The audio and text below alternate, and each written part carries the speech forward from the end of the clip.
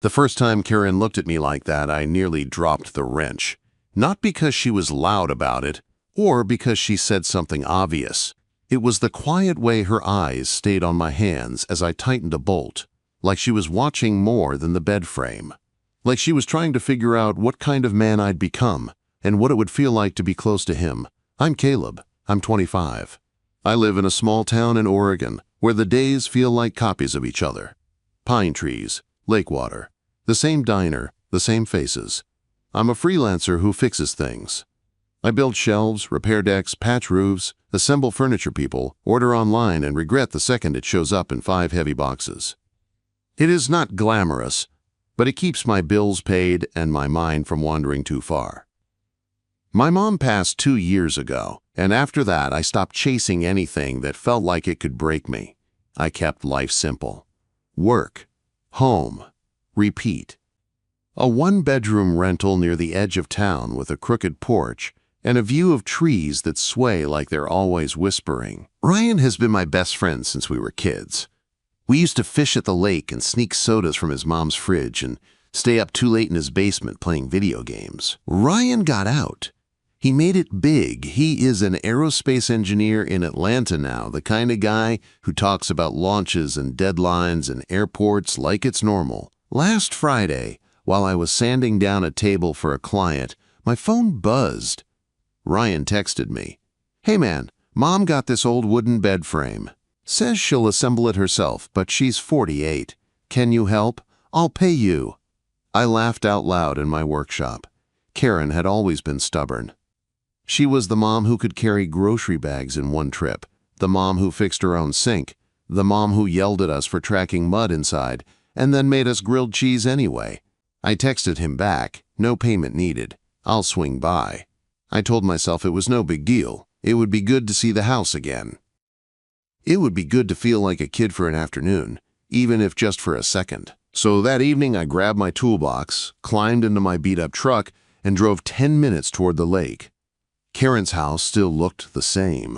Cedar siding, big windows, a porch swing that moved with the wind like it was breathing. The sun was going down, painting the lake orange and gold. The whole place felt like memory. I knocked, and the door opened almost right away. Karen stood there in a dark green t-shirt and faded jeans. Her curly hair was tied back in a loose knot, a few strands falling around her face like she'd stopped trying to control them. She smiled, and something in my chest pulled tight. She didn't look like a different person. She looked like Karen. But I did not feel like the same kid. "Caleb," she said, and her voice was warm like she'd been saving it for me. "God, you're all grown up." She pulled me into a quick hug, and I caught a soft scent of lavender. It hit me so hard it almost made me dizzy. Like a doorway back to being 15 and sitting on her couch with greasy hair and a sunburn, laughing at something stupid Ryan said. But my hands were bigger now. My shoulders were broader. My life was heavier. And when I stepped back, she didn't feel like someone's mom. She felt like a woman. "Hey, Karen," I said, trying to sound normal as my toolbox clunked against my leg. "Ryan said you're fighting a bed frame." She laughed, soft and easy, and waved me inside. "You sound like him." "Come on, it's in the bedroom." I followed her through the living room, past the old couch where Ryan and I used to crash, and into a bedroom I'd never really been in before. The room was calm. Light walls.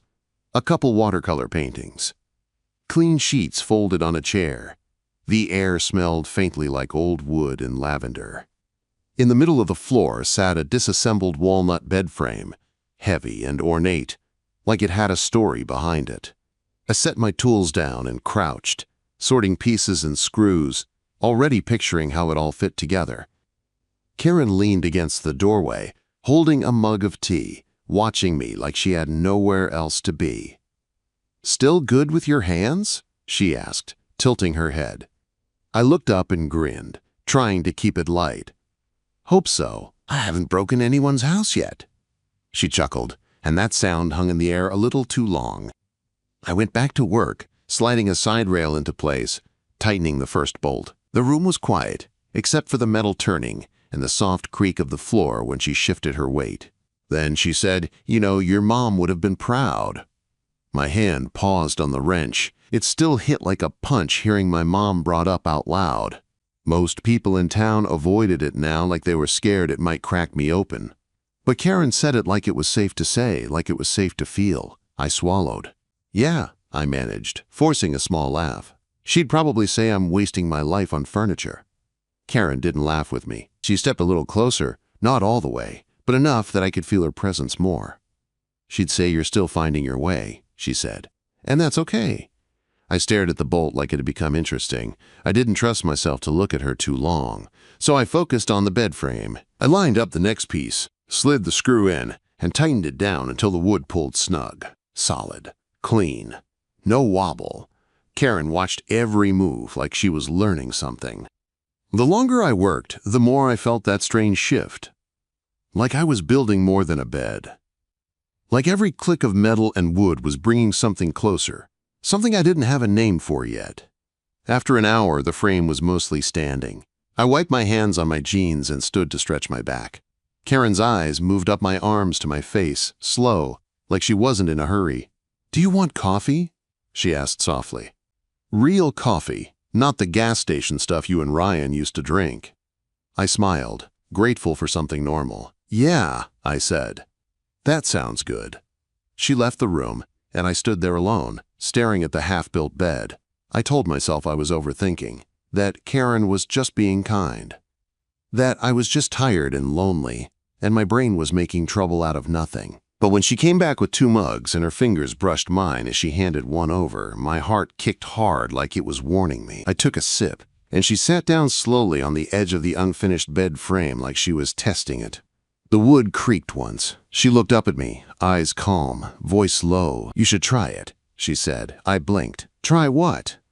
She nodded toward the bed, then back at me. "Lying down," she said, almost playful. Then she paused, and her voice turned softer, deeper, like she was admitting something she'd held in too long. "With someone," she added. Her gaze didn't move as she said the last part. "Like me." My mouth went dry. The room felt smaller. And in that moment, with the smell of coffee and lavender and old wood around us, I realized the bed was not the thing she wanted me to test. She wanted to know if I would stay. And I didn't know if I was strong enough to walk away.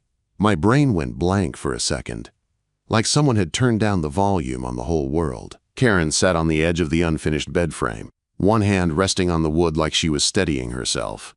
The other hand held her coffee mug close to her chest. Her eyes stayed on mine, calm but serious, like she'd already made peace with whatever happened next. I stood there with a wrench in my hand, feeling stupid, like I'd forgotten how to breathe.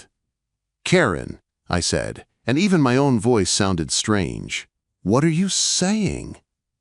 She didn't flinch. She didn't laugh it off. She just nodded once, slow. "I'm saying I'm tired of feeling invisible," she said. "I'm saying you've been in my house for years, and I've watched you grow up into a man who knows how to build things that hold." Her words hit me in the chest. Because it wasn't just flirting, it was something heavier. Something honest. "I'm Ryan's mom," she added, like she knew exactly what I was thinking. "I know that. You don't have to remind me." My throat tightened. Ryan, my best friend, the kid I grew up with. The guy who called her mom, the same way I used to say it when I was eating her lasagna in the kitchen. "I can't," I said, but it came out weak. Not a decision, more like fear. Karen's eyes softened. "You can," she said. "You just don't know if you should." The bed frame creaked again as she shifted her weight, and for some reason that sound grounded me. Wood and screws and bolts, simple things. Things I understood. Feelings were not simple. I set the wrench down on the floor slowly, like I was disarming a weapon. Then I pulled in a breath and stepped closer, keeping my hands at my sides. "What happened?" I asked quietly. "Why are you saying this now?" Karen looked down at her coffee mug. Her thumb traced the rim like she needed something to do with her hands. "Ryan left," she said. "A year ago, and I was proud. I still am. But when he moved to Atlanta, the house got quieter than I expected.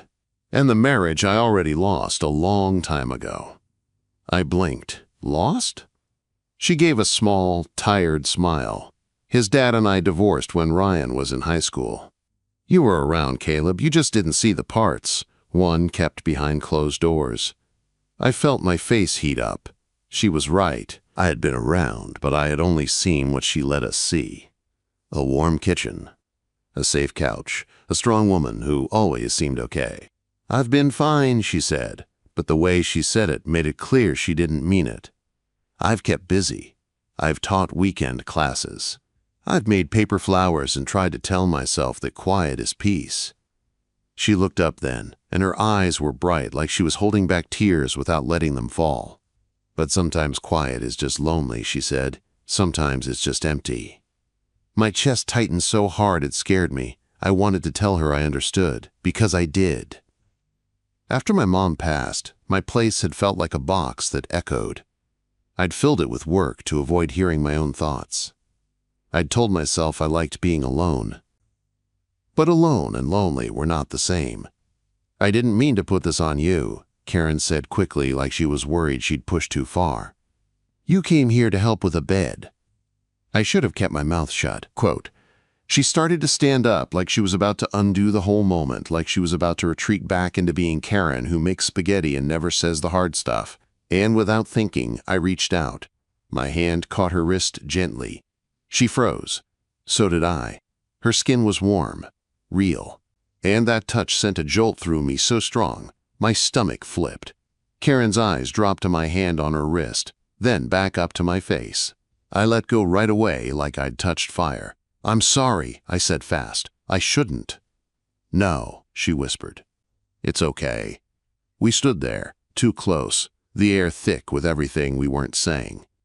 Then, Karen took a slow breath and sat back down on the bed frame, like she didn't want to run anymore. I've watched you come back to this town and keep your head down, she said. I've watched you carry that grief like you think it's something you're supposed to handle alone. I stared at her, stunned. You notice that? I asked. She gave a small nod. I notice a lot. My heart pounded. I wanted to ask her when she started seeing me like this, not as Ryan's friend, not as a kid. But I didn't know if I could handle the answer.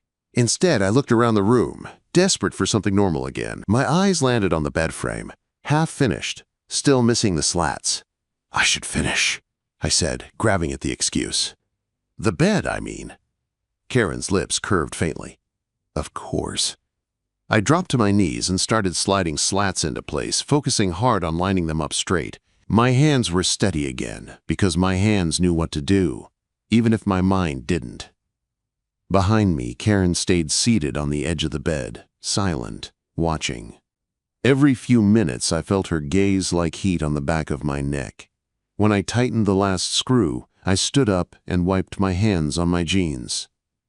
Okay, I said, clearing my throat. Try it now, it's solid. Karen looked up at me. She didn't move right away. Then she shifted back on the mattress slowly, testing the frame. It didn't creak, it held. She nodded, like she was pleased, but her eyes weren't on the bed. They were on me. You build things like you mean it, she said. Like you want them to last. Quote. I swallowed. Maybe I just don't like doing a job twice, I said, trying to joke. Karen smiled, but it was soft and serious at the same time. No, she said. It's more than that. The room went quiet again. Then my phone buzzed in my pocket, loud in the stillness. I pulled it out without thinking. A text from Ryan. Yo, thanks again for helping Mom. She texted me saying you came through. You're the best, man. My stomach dropped so fast it felt like I was falling. Karen saw my face change and she knew. She stood up slowly, like the words on my screen had shifted the air between us. I shouldn't have said anything, she whispered, and this time her voice sounded smaller, like she hated herself for wanting something. I looked at her, and the guilt hit me hard. But so did something else. The truth. Because even with Ryan's text on my screen, even with my conscience screaming, I couldn't pretend I hadn't felt it too. That pull, that warmth, that moment where her voice made my chest feel less empty than it had in years. I locked my phone and shoved it back into my pocket. Karen, I said quietly, stepping closer again. I don't know what this is. I don't know what to do with it. She held my gaze, her eyes shining now, but she didn't cry. She was too proud for that. Then don't do anything, she said. Not yet. Just be honest with yourself. I nodded slowly, my throat tight. Outside, the lake wind rattled the porch swing, and somewhere in the house, a clock ticked loud like it was counting down to a choice I wasn't ready to make. Karen walked past me toward the doorway, then paused. Without turning around, she said, "Stay for dinner if you want. No pressure. Just dinner."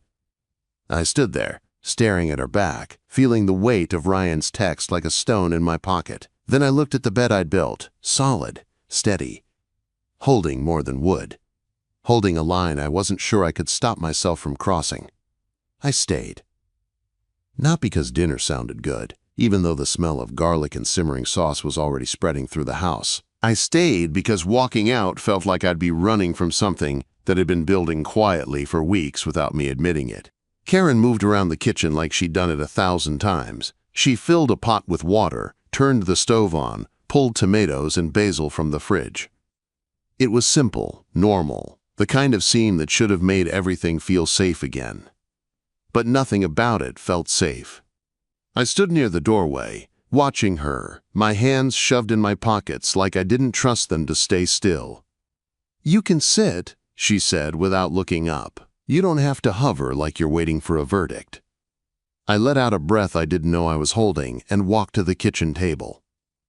The chair scraped softly on the floor, loud in the quiet. Karen set 2 plates down later, spaghetti and salad, nothing fancy. We ate in a calm silence that felt like it had teeth. Every few bites, my mind tried to drag me back to Ryan's text. "You're the best, man." I felt like the worst.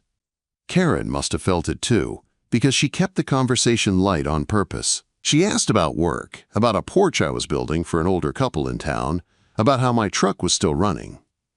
I answered, but my voice didn't sound like mine. Halfway through the meal, Karen reached for her water glass and her sleeve slid up, showing the faint tan line where her wedding ring used to be. I stared at it before I could stop myself. She noticed. She set the glass down slowly and looked at me. "You keep thinking about him?" she said softly. I swallowed. "Yeah." Karen nodded like she expected that. "You love him." "Like a brother," I said, and the words came out rough. She took a slow breath, her eyes steady. "Then don't betray him." The directness hit me hard, not because it was harsh, but because it was exactly what my guilt had been screaming. I pushed my plate away a little, appetite gone. "I don't want to," I admitted. "I never wanted to be this guy." Karen leaned back in her chair, hands folded in her lap. "You're not that guy yet," she said. "You're just a man standing at the edge of something he didn't expect." Quote. I stared down at the table, at a small scratch in the wood, and felt my throat tighten. "This started when you asked me to come here," I said quietly. "Did you already know what you were doing?" Karen's eyes flickered, and for the first time that night she looked like she might break. "No," she whispered. "I asked because my back was sore, and I didn't want to wrestle that bed frame alone." That part was true. She paused, then added, "But when you walked in, I realized I'd been missing something I didn't even have the right to miss." The room went still. I looked up at her. "What?" Karen's voice stayed calm, but her fingers tightened against each other. "Being seen," she said. "Not as a mom, not as a teacher, not as somebody's ex-wife, just as me." Her eyes didn't leave mine. "And then you started coming by," she continued. "Tuesdays, coffee, donuts, little excuses." I opened my mouth, but she lifted a hand, stopping me. "I'm not blaming you," she said. "I liked it. I waited for it. I started buying extra coffee pods because I knew you'd show up." Quote. That hit me like a punch, because it was true, and because it meant she'd been lonely in a way I never saw. I leaned forward, resting my elbows on the table, my hands clasped tight. "I didn't plan it," I admitted. "After my mom died, my place felt like a box. I'd come home, sit in silence, and it felt like my chest was filling with static." Karen listened, not interrupting. "So when I came here," I said, "it felt like the only room in town where the air didn't press down on me." Karen's eyes softened, and she nodded slowly like she understood. "I know that feeling," she said. "That's why I said what I said in the bedroom." I swallowed. "And now what?" Karen didn't answer right away. She stood, picked up our plates and carried them to the sink. The sound of water running filled the gap, like she needed noise to think. I got up and joined her, taking a towel to dry dishes. We worked side by side, shoulders almost brushing. It was so normal it hurt. Then Karen turned the water off and faced me. Her face was close enough that I could see the faint freckles on her cheeks, the tired lines at the corners of her eyes, the strength there too. "I want to ask you something," she said. My stomach tightened. "Okay."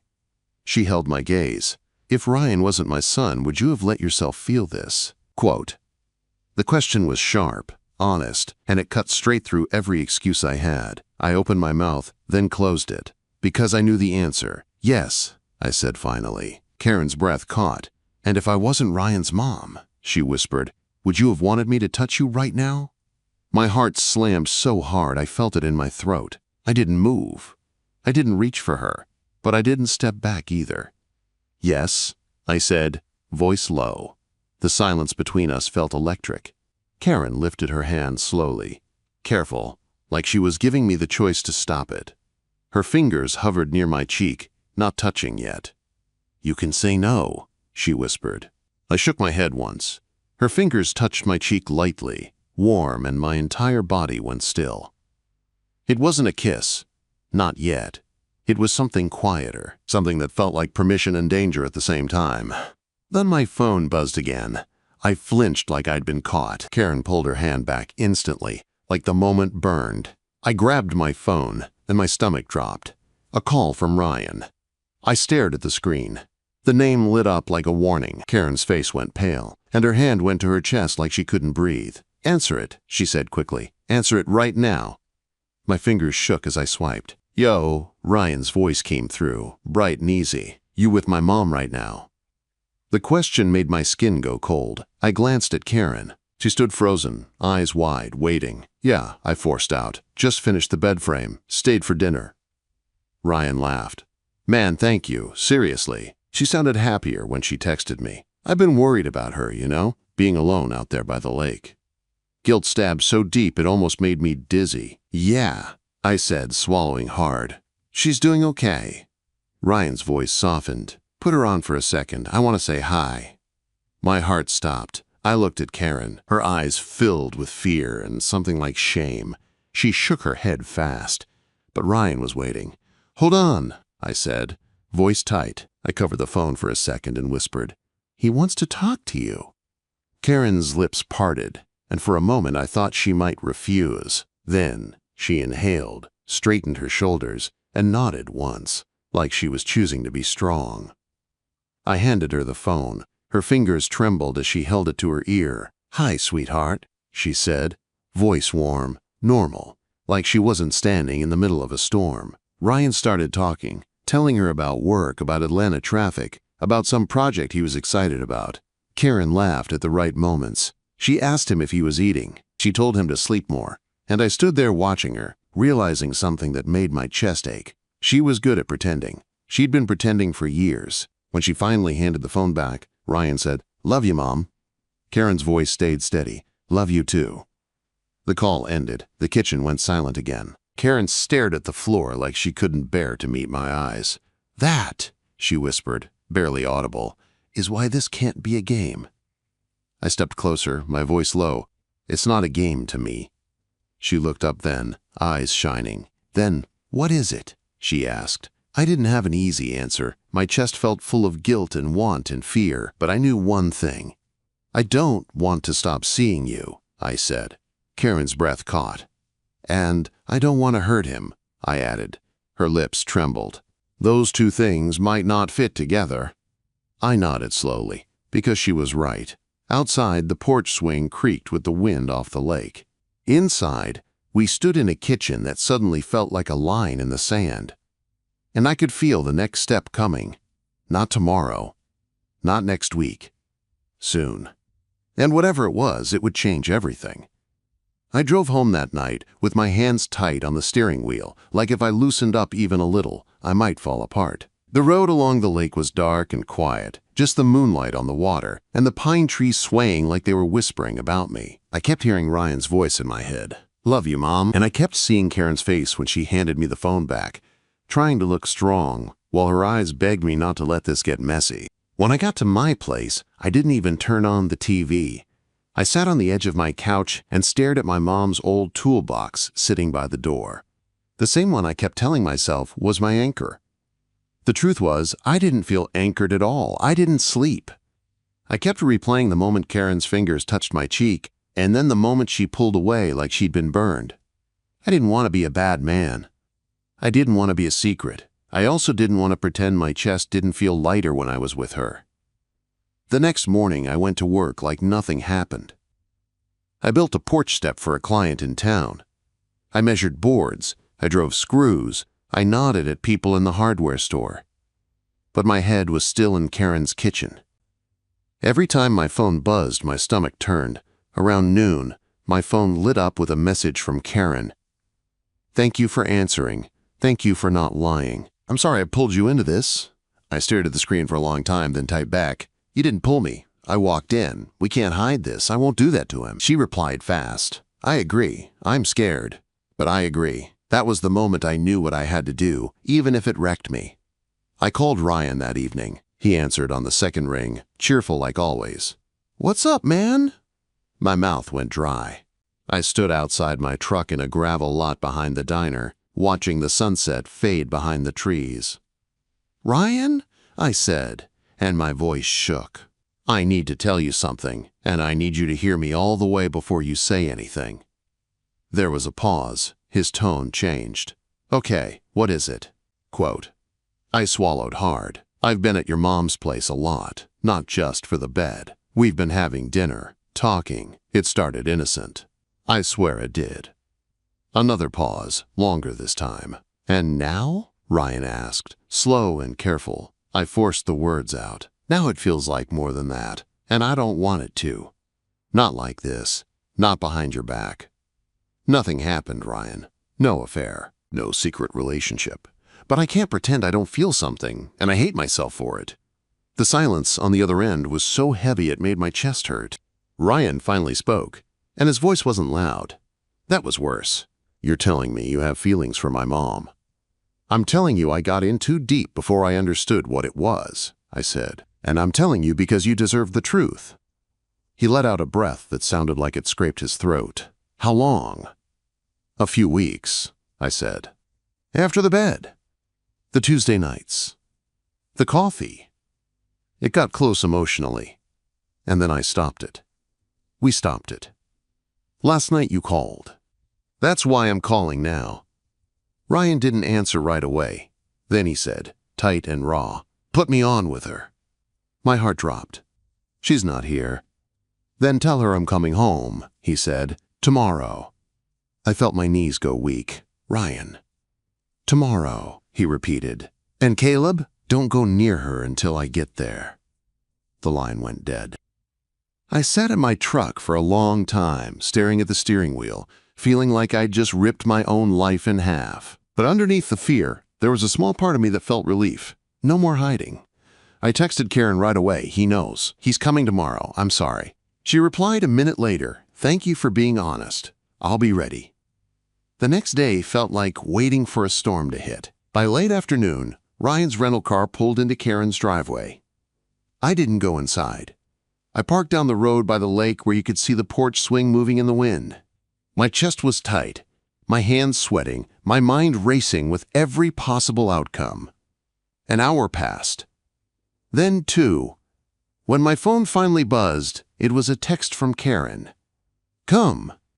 I walked up that gravel path like a man walking into court. The porch light was on, warm and soft, but there was nothing warm about the air between us. Ryan opened the door before I could knock. He looked tired, not angry in a loud way, angry in a deep way, hurt. He stepped outside and closed the door behind him. I couldn't tell if he wanted to hit me or hug me. That's how close we'd been before this. "I talked to her," he said, voice flat. I nodded. "Okay." Quote, He stared at me like he was trying to understand how I could be the same person he trusted. "You two didn't do anything?" he asked. "No," I said. "We didn't cross that line." He exhaled hard. "But you wanted to." I didn't lie. "Yes." Ryan looked away toward the lake, jaw tight. "Do you love her?" The question made my throat burn. "I don't know if it's love yet," I said, "but I know I care about her more than I should." Ryan laughed once, sharp and bitter. "Yeah, that's the problem." The front door opened then, and Karen stepped out onto the porch. She didn't look like a woman trying to trap someone. She looked like a woman who hadn't been honest with herself for a long time, and finally stopped running. "Ryan," she said softly. He turned to her, and for a second he looked like a little kid again. "Mom," he said, and his voice cracked. "Why him?" Karen's eyes filled, but she didn't cry. "Because he was there," she said. "Because he listened.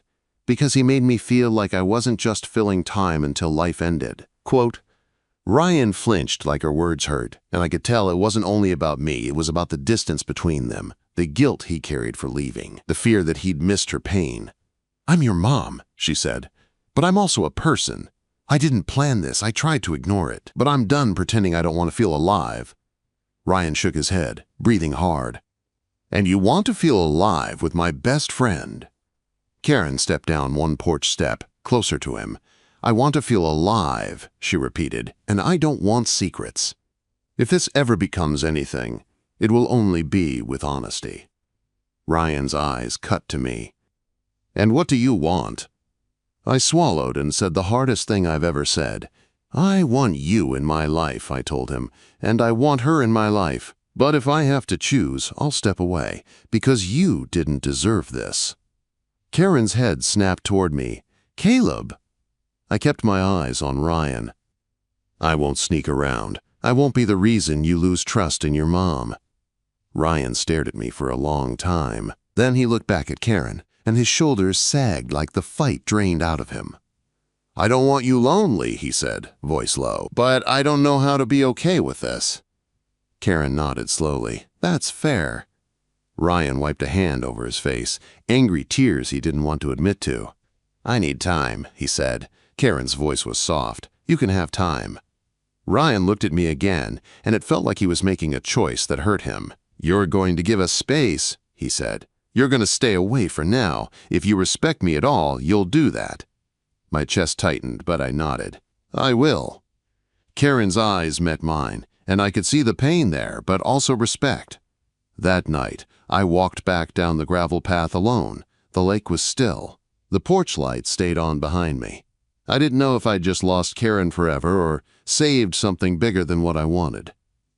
Weeks passed. I didn't go to Karen's house.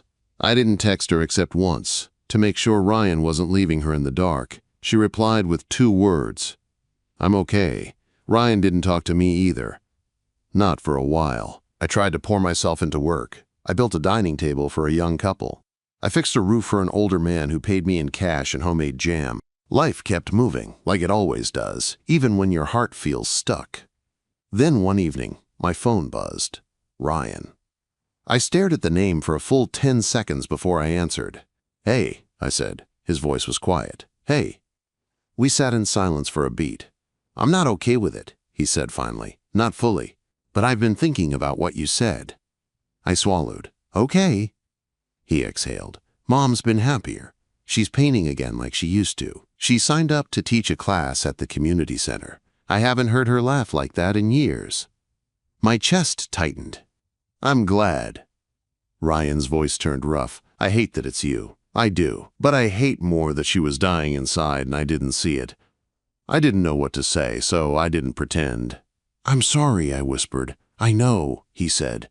"And I know you didn't lie to me. You could have. You didn't." He paused, then said, "If anything happens, it has to be slow. It has to be open. No sneaking. No hiding." My breath caught. "Ryan." "Don't thank me," he cut in. "I'm not giving you a blessing. I'm giving you a chance to not ruin everything." I nodded even though he couldn't see it. "I understand." He hesitated, then added, "She's having a little art show next Friday at the community center. She asked if you'd come. She told me she won't if it's too much for me. My heart pounded. Are you going? I am, he said, because she's my mom. And because I'm trying. My throat tightened so hard it hurt. Okay. Okay, he repeated, and then, softer, don't make me regret this, Caleb. I won't, I promised. Friday night, I stood in the back of the community center with my hands in my pockets, feeling like the whole town could see through me. There were folding chairs, paper cups of punch, and Karen's paintings on the walls. The lake was only a mile away, but it felt like another world. Karen stood near a table with her hair down, a simple sweater on, paint under one fingernail like she'd been working right up until the last minute. She looked nervous when she saw me, like she didn't know if she was allowed to hope. Then Ryan walked up beside her and said something low in her ear. Karen's shoulders eased. Ryan glanced at me across the room. His face was still guarded, but he gave me a small nod. Not forgiveness, not approval, just a sign that I could breathe. Karen came toward me slowly, stopping close but not touching. Hi, she said. Hi, I replied, and my voice almost broke. Her eyes searched mine. Thank you for not running. I swallowed. Thank you for not hiding. We stood there under fluorescent lights in a small Oregon town, surrounded by regular people and paper cups and paintings that showed pieces of her soul. It wasn't a movie moment. It was quiet, real, earned. Karen held her hand out, palm up, not demanding, just offering. I took it. And across the room, Ryan watched us, jaw tight, eyes wet, trying to accept that his mom was a person who deserved love, even if it made the world feel strange. Karen squeezed my fingers once, gentle but sure. And for the first time since all of this started, I felt something solid under my feet. Not the bed I built, not the furniture, the truth, the kind you can actually build a life on.